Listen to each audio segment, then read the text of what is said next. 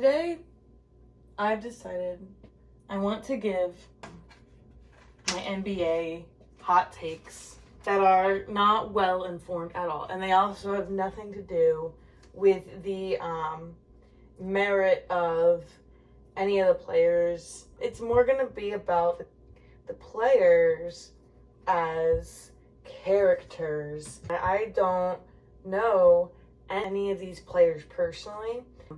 The only things I can stand here and tell you I know about the players is that I know Jimmy Butler was born in Texas, and I know that Joel Embiid has a wonderful spirit, and I read the article that he wrote about his upbringing in the Players Tribune in 2018 called It's Story Time.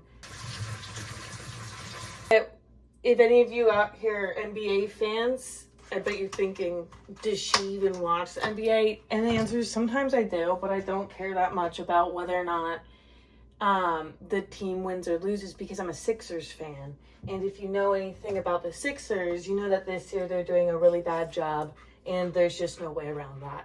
As a Sixers fan, I'm not looking for a championship this year. It's a good team, but right now it's just not our season, and that's okay. Like, I'm not gonna get mad about that because we did so well in the Super Bowl.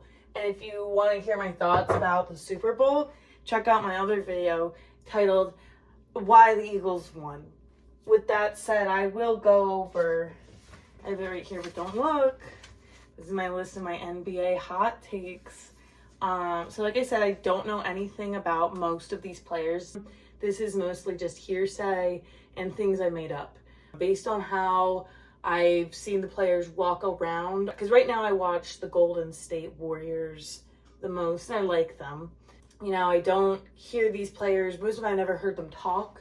Some of them I'm older than, some of them I'm younger than. One of the first athletes that I saw on the court that I was like, I'm older than him, and it made me feel weird. Number one hot take, Luka Dončić, who's recently been traded to the Lakers from the Mavericks. My take on Luka is that Luka is emotionally unintelligent. I think Luka Dončić is emotionally unintelligent.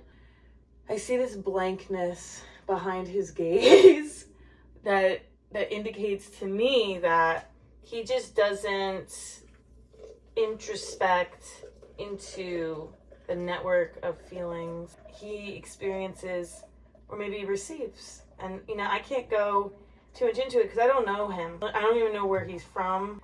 I don't even know what he's doing. He might be emotionally intelligent, but I think Luka is emotionally unintelligent. So there's that. My second hot take is that Shaquille O'Neal frightens LeBron James. I don't mean that LeBron is scared of Shaq. LeBron probably doesn't fear anyone because he's LeBron. I think that Shaq's personality frightens LeBron in an off-putting way. Is concerned by Shaq's behavior.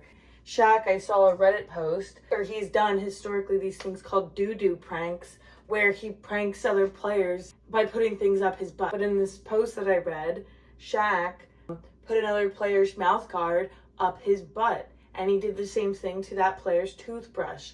I believe that is true, and I actually think it's actually very funny, because why the fuck not? Like, if you've done it once, keep doing it. And I don't think anyone else in the world should do a doo-doo prank, but I think Shaquille O'Neal doing it on his teammates is funny. And I think that word of the doo-doo pranks got around. LeBron has been in the game for a while. He's heard about this stuff, and he's like a little bit too freaky for me. They're definitely cordial with each other. There's definitely mutual respect as players and as men. LeBron's a little bit like, this guy does doo-doo pranks. My next take is this one might be false. This one's a little bit personal, but I'm gonna go there. That Doc Rivers prefers to play golf with Steph Curry rather than Seth Curry. I think Doc probably loves Seth. It's his son-in-law. Additionally, Doc Rivers coached Seth Curry when he was on the Sixers. And I think that when someone is your coach and father-in-law, I'm sure there's love there, but I'm sure there's moments of frustration. I'm sure like they would have fun golfing, but I feel like if Doc was like asked to golf with Steph alone, he'd be like, that sounds really fun. I know Steph Curry loves to play golf. Let's all address the elephant in the room. Steph Curry is one of the most renowned, well-regarded, talented players in this generation of NBA. One of the greatest of all time. I actually think Seth is a great player. I prefer Seth Curry to Steph Curry in terms of how much I like him and would want to watch him. I mean, I watched the Warriors, but I loved watching the Sixers when Seth was on the team because he's actually a very good player.